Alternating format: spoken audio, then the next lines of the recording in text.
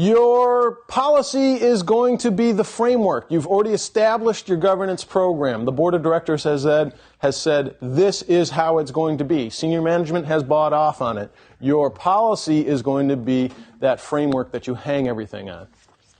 It's going to come up with your expectations across the enterprise. What is everyone's job? What are they going to be held to? What are they expected to do? It's going to tell you what management wants you to do. That's useful. You as the security officer, again, should write it, but you should get input from all those different offices. Do you really have to take it to legal? Man, they change happies to glads. That's all they do in there, right? And they send it back with all that red ink on it. Track changes was one of the worst inventions ever. It just encourages those people, right? Who else do you give your security policies to have them look at it while it's in draft form? Management. Management. Good.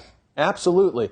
They're going to make changes just so they look smart and pretend that like they know what they're doing. Who else do you give it to? Highly paid consultants. Highly paid consultants so that they have an occupation. Yes. Yes, good. Who else do you give it to? HR? Why? Because people are important. And children are our future. Yes. Good. No, you do that. That's a CYA measure, obviously, so that if there's any punishments that are listed in there, that they are in accordance with the laws that govern personnel. Also, so that they can give you input based on certain things like what the HR department can and cannot divulge for things like user profiles or how they're going to add new hires or what process they're going to play in people who are cycling out of the organization. Any other people who should be in on the draft of the security policy? The user community. Let's get them involved at this point. That's not necessarily a bad thing.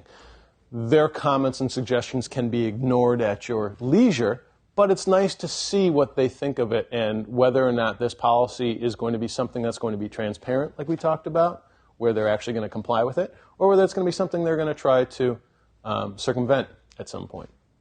Anyone else that needs some input on this one? Depending on the nature and scale of your organization, maybe public affairs, maybe your audit section. Are they going to like what they're going to have to be doing, what they're going to be called upon to do? Do they have the capability and the personnel and the budget to handle these new requirements? Good. Basically, this is a huge, long process. Has anyone ever published a security policy brand new for an organization before? I was very, very lucky to have been involved in drafting and publishing the internal InfoSec policy for DARPA when I worked there as a highly paid consultant. And it went through 53 iterations, from the original PowerPoints of this is what we want to do, all the way up through the actual here's what we're publishing and the paper copies. Yes, we used paper copies, which was weird. 53 iterations and took about 6 months to publish that policy. And it went through just about every office in the agency so that everybody could hack off on it and say, okay, we see what's coming, we're going to comply with it. And your policies should have the stick and the carrot in there. It should say this is what's going to happen if you're not in compliance. This is what's going to do it. In the federal space, what is the biggest stick in there?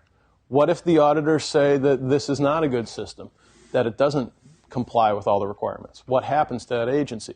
Their scorecard gets published in the Washington Post, and that should suffice. But what is the real stick? What is the real thing that could happen according to the law? Funding. They could lose their funding. That system could be defunded. And that scares agencies pretty well. That really does. That works. Good. Here are some best practices that the book recommends for making your policy. Formally define it. I'm not sure what create means there in that context, but formally define your policy and your maintenance procedures for that policy. Why do you have to maintain the policy? We talked about reviewing it. What does maintaining it mean? What do you do when you make a change to the policy? Communicate the change. Good. You're going to republish that to everybody who got copies of the first one? And what else are you going to do? What do you do every Monday morning? Change control. I was going to say keep a version of every Yeah. station. But it's a policy. It's not hardware. Why are we doing change control? Because 6 months later, when you've forgotten why you made that change, you're going to be like, this is stupid. Why are we doing that? Let's put it back the other way. If you have the change control and you've documented the reason you went from state A to state B, it'll save you that trouble later on of trying to remember what it was that you made that decision for in the first place. Or somebody else who takes over after you. You can hand them off those versions and say, here's how we got to where we are today. Policy, about 2 or 3 years for a policy. More than that, and you're probably going to be overtaken by events. Earlier than that, and all you're going to be doing all day, every day, is policy changes. Why not specificity? Why not specificity? I thought the whole point of it was to hold people to a standard across an organization. Because if your policy looks like that book, nobody's going to read it. This is a lovely book. Don't disparage the book. Yes, this is way too complex. Absolutely. Good. Also, realistically, do you want to mention platforms in your policy? No. You might not even want to mention technologies in your policy because it could be outdated as soon as you put it on the streets, right? You want to have enough general concept of information will, and then let the other things be handled in standards or procedures. And we'll get to those too. Forceful directive. Users probably should have good passwords. Insufficient for your policy. Passwords will, ... right? Thou shalt. Strong, forceful wording. Again, this goes along with specificity. Try to keep it out of geek speak if you can. Keep it nice and short. Like Andy said, no one's going to read this one. Provide references. You've made this like school all of a sudden. Come on, footnotes? Really? Why? This is a sad, tricky reason. The reason you put references in there is because, obviously, if you work for your organization, you can't be smart. What's an expert? Someone from 50 miles away, right? It's a political thing, and it's a sociological thing. For some reason, internal people are never given the credit for having the answers. If you say, this should go in the policy because it's a really good idea, this is the way it should be, it has less credence than if you say, this should go in the policy because the ITGI says it should go in the policy. This should go in the policy because Carnegie Mellon said it should go in the policy. Oh, that wouldn't work here as much.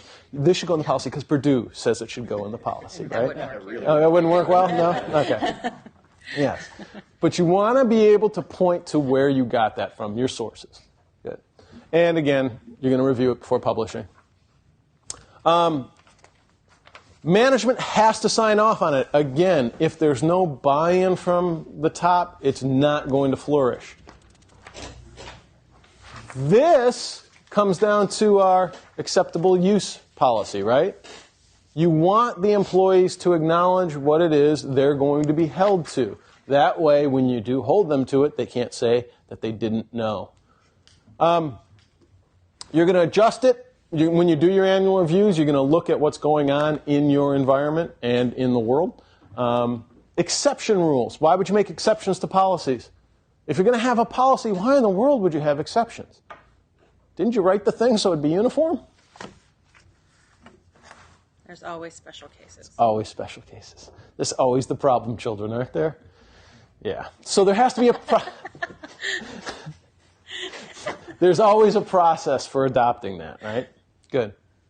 Again, know what your stick is going to be as well, and make sure that the policy is enduring through the entire process, from cradle to grave, as they say, right?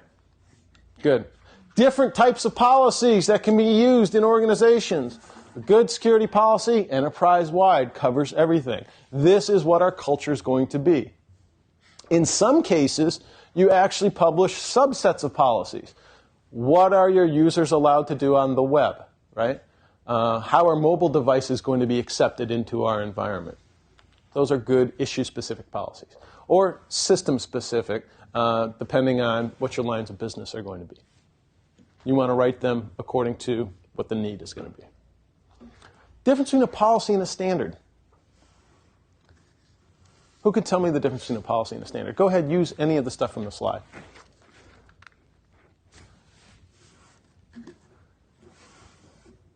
Go for it, yeah? Policies are the rules, things that are enforced. Standards are more of the guidelines for best practices. I'm going to give you that, sure, even though we're going to talk about guidelines in a second. Yes. The policy states what you're going to do. The standard is more how you're going to do it. Good.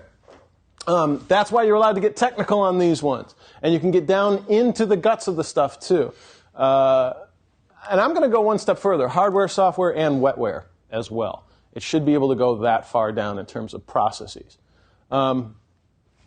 Should be consistent. Again, except for those problem children we just referred to, you're going to want a common baseline for most of your systems across the build, because that'll be an easier way of maintaining everything.